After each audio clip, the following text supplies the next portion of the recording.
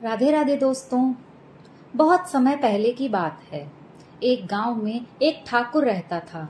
ठाकुर का असली नाम बलबीर सिंह था, पर उनका ये नाम बहुत कम लोग जानते थे। ठाकुर साहब के नाम से ही वे अपने इलाके में प्रसिद्ध थे। ठाकुर साहब बड़े ठाट बाट के आदमी थे, खाने पीने के बेहद शौकीन। जमीन काफी थी, पर उसकी आमदनी खाने पीने और ठाट बाट में ही उड़ जाती थी। ठाकुर साहब को पक्षी पालने का बड़ा शौक था। उनकी हवेली एक अच्छा खासा चिड़ियाघर बना हुआ था। इधर उधर पिंजरों में पक्षी लटकते नजर आते। इन पक्षियों में सबसे अधिक दर्शनीय एक उल्लू था, जो ठाकुर साहब को सबसे प्रिय था। वैसे देखने में उस उल्लू में ऐसी कोई विशेषता नहीं थी, पर ठाकुर साहब ने उसे एक विशेष आदत का अभ्यास करा दिया था। उनके आदेश पर वो सोने की गिन्नी को निगल जाता था और उनके आदेश देने पर गिन्नी को मुंह से उगल भी देता था। ठाकुर साहब ने उसे यहाँ तक अभ्यास करा दिया था कि वो एक बार में 4-5 गिन्नियां तक निगल जाता था और आदेश के अनुसार उन्हें एक एक करके उगल देता था। अपने उल्लू की इस विशेषता को ठाकुर साहब ने किसी को नहीं बताया। ठाकुर साहब की एक बेटी थी। उन्हें उसका विवाह अचानक तय करना पड़ा और विवाह की तिथि भी 10 दिन आगे ही निश्चित हो गई। बेटी का विवाह सिर पर और ठाकुर साहब ठन ठन गोपाल। एक पैसा पास नहीं। समस्या विकट थी, पर वे घबराए नहीं। उन्होंने तय कर लिया कि बेटी की शादी निश्चित समय पर ही धूमधाम से होगी। उसी गांव में एक साहूकार था। ब्याज पर धन देता था, ब्याज भी कस के लेता था और मूलधन के बदले में कोई न कोई आभूषण गिरवी रख लेता था। ठाकुर साहब उसी साहूकार के पास गए और बोले, सेठ जी, मेरी बेटी का ब्याह सिर पर अचानक आ पड़ा है और आपके ही भरोसे मंजूर कर लिया है, कुछ मदद कीजिए। ठाकुर साहब की बात सुनकर साहूकार ने पूछा कि कितना रुपया चाहिए ठाकुर साहब। ठाकुर साहब बोले, यही कोई 10,000 से काम चल जाएगा सेठ जी। अब 10,000 तो उस जमाने में मायने रखते थे। सुनकर पहले तो साहूकार चौंका, फिर कुछ सोचकर बोला, गिरवी रखने को क्या लाए हो ठाकुर साहब। गिरवी की बात सुनकर ठाकुर साहब चौंके, आश्चर्य से बोले, भाई लाया तो कुछ नहीं, मैं तो लेने आया हूँ। लेकिन क्या आपको मुझ पर विश्वास नहीं है जो ऐसी बातें कर रहे हैं। साहूकार ने दलील दी, विश्वास आप पर और आपकी नीयत पर किसे नहीं होगा, पर व्यापार में विश्वास से ही काम नहीं चलता। लेन देन का काम अपने नियमों पर ही चलता है। ये सुनकर ठाकुर साहब कुछ देर तो असमंजस में पड़े रहे, फिर कुछ सोचकर बोले, ठीक है सेठ जी, मेरे पास एक बहुमूल्य चीज है। हालांकि उसे मैं किसी कीमत पर कभी भी नहीं देता, पर बेटी का ब्याह करना है, इसलिए मजबूरी में उसे मैं आपके यहाँ गिरवी रख दूंगा। बहुमूल्य चीज की बात सुनकर सेठ के मुंह में पानी भर आया। उत्सुकता से बोले, ऐसी कौन सी चीज है आपके पास। ठाकुर साहब ने धीरे से सेठ के कान में कहा, एक उल्लू है सेठ जी, सुनहरी उल्लू। साहूकार चौंक कर बोला, उल्लू? सोने का उल्लू?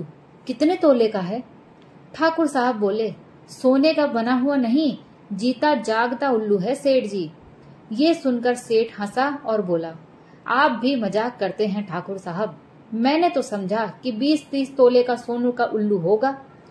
अब ठाकुर साहब ने फुलझड़ी छोड़ी, बोले, अरे सेठ जी, ये उल्लू सोने की एक गिन्नी रोज उगलता है।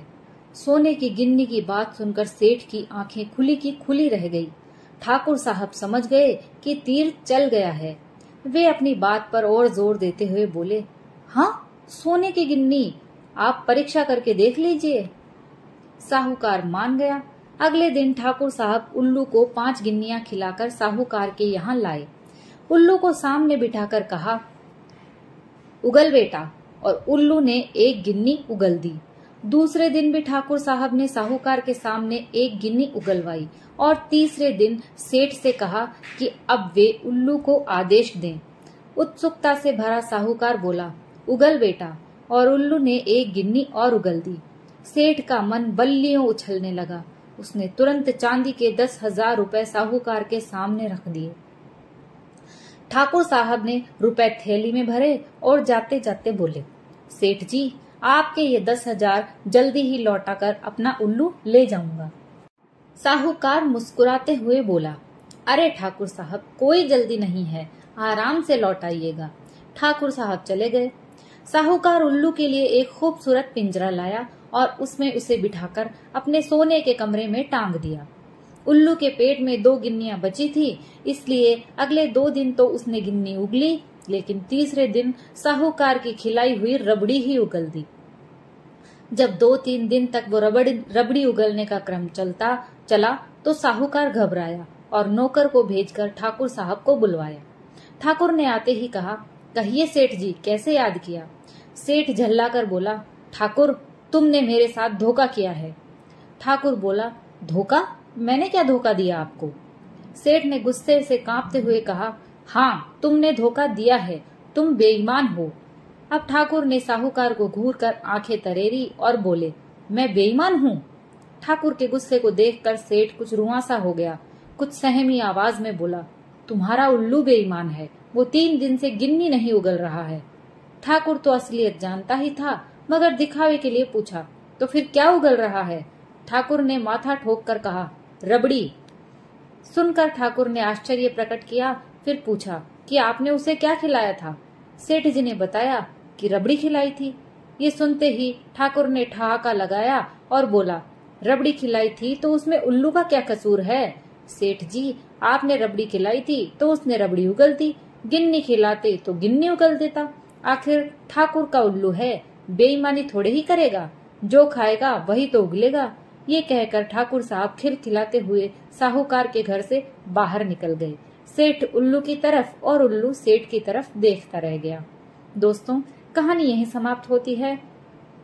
आपको कहानी पसंद आए तो प्लीज लाइक और शेयर कीजिए, और चैनल पर नए हो तो प्लीज मेरे चैनल को सब्सक्राइब कर लीजिए। कहानी सुनने के लिए आप सभी का बहुत बहुत धन्यवाद।